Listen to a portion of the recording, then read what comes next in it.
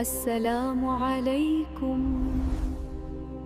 ہے ایوریون، آپ سب کیسے ہیں؟ امید ہے کہ اللہ تعالیٰ آپ کو صحت، سکون اور برکت دے۔ میں ہوں آپ کی بہن، آپ کی دوست سما ناز، اور آپ سبھی کی فرمائش پر ایک بار پھر حاضر ہوں ایک نئی سوچ بدل دینے والی ویڈیو کے ساتھ۔ دنیا دو حصوں میں بانٹ گئی ہے، ایک طرف جنوں، جھونڈ، جھاندے، اور دوسری طرف ایک اکیلا انسان۔ ایک سوال جو آج ہر گلی، ہر شہر، ہر مندر، ہر مسجد اور ہر واٹس ایپ گروپ میں پھیل چکا ہے، کیا ہم سچ مچ اتنے اندھے ہو چکے ہیں کہ ایک شخص کی کرسی ہمارے دین سے بھی اوپر ہو گئی؟ اسلام ہو یا کوئی بھی مذہب، سچائی کا دعویٰ تو سب کرتے ہیں، مگر جب سیاست سامنے آتی ہے تو لوگ امام کی بات سے زیادہ نیتا کی بات پر یقین کرتے نظر آتے ہیں۔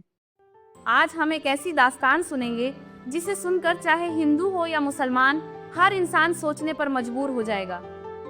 یہ کہانی مدینہ کی سادگی بھری گلیوں سے شروع ہوتی ہے، وہ دور جب ہمارے نبی صلی اللہ علیہ وسلم انصاف، امانت داری اور حق کی تعلیم دیا کرتے تھے، جب مسلمان سیاست کو ذمہ داری سمجھتے تھے، شوق یا جنون نہیں۔ ایک نوجوان صحابی تھے، نام بتانے کی ضرورت نہیں، کیونکہ اس کہانی کا مقصد کسی شخص کو نہیں بلکہ سوچ کو بدلنا ہے۔ وہ نوجوان ہر وقت ایک قابل لیڈر کے پیچھے کھڑا رہتا۔ کسی نے اس لیڈر کی برائی کی، فوراً بھڑک جاتا۔ کسی نے اس کے فیصلے پر سوال اٹھایا تو لڑنے بھیڑنے کو تیار۔ دھیرے دھیرے اس کی اخلاق اور عقل پر پردہ پڑ گیا، دل پیچھے رہ گیا اور سیاسی انسان اس کا قبلہ بن گیا۔ ایک دن مسجد میں انصاف کا ایک فیصلہ ہوا اور اس فیصلے سے وہ لیڈر ناراض ہو گیا۔ نوجوان بھاگتا ہوا نبی صلی اللہ علیہ وسلم کے پاس آیا اور عرض کی، The young man came into the mosque in anger and said, Ya Rasulullah, why did you decide against him? He is our leader. یا رسول اللہ، آپ نے اس کے خلاف فیصلہ کیوں دیا؟ وہ ہمارا لیڈر ہے۔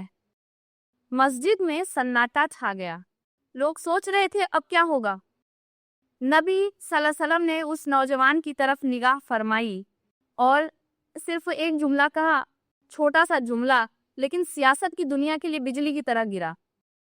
نبی صلی اللہ علیہ وسلم نے فرمایا، اگر حق تمہارے والد کے خلاف بھی ہو تو بھی حق کا ساتھ دو۔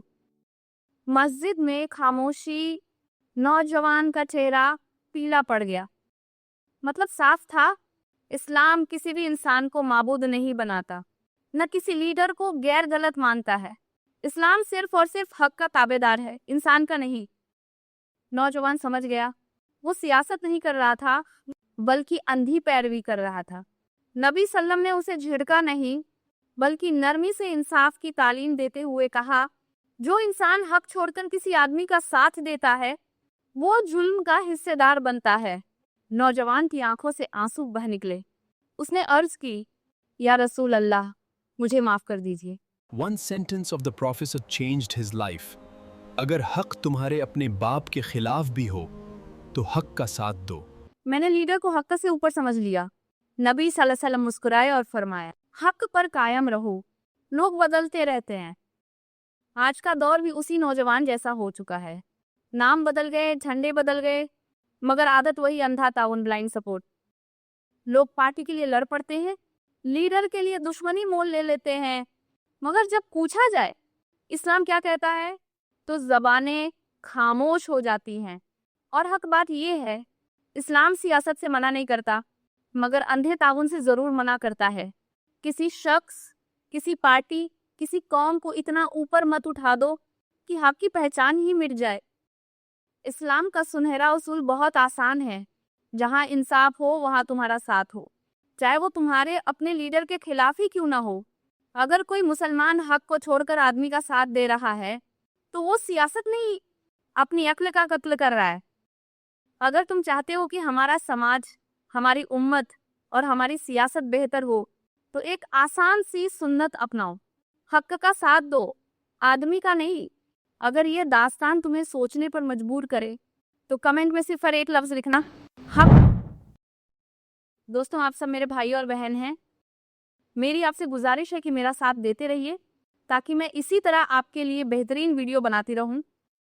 اگر ویڈیو ذرا سی بھی اچھی لگی ہو تو لائک کیجئے، اور اگر پسند نہ بھی آئی ہو تو کمنٹ میں کمی ضرور لکھیے، انشاءاللہ میں جواب بھی دوں گی اور उस कमी को दूर करने की पूरी कोशिश करूंगी और चैनल को ज़रूर सब्सक्राइब कर लीजिए। अल्लाह ताला आप सबकी हिफाजत फरमाए। अल्लाह हाफिज़।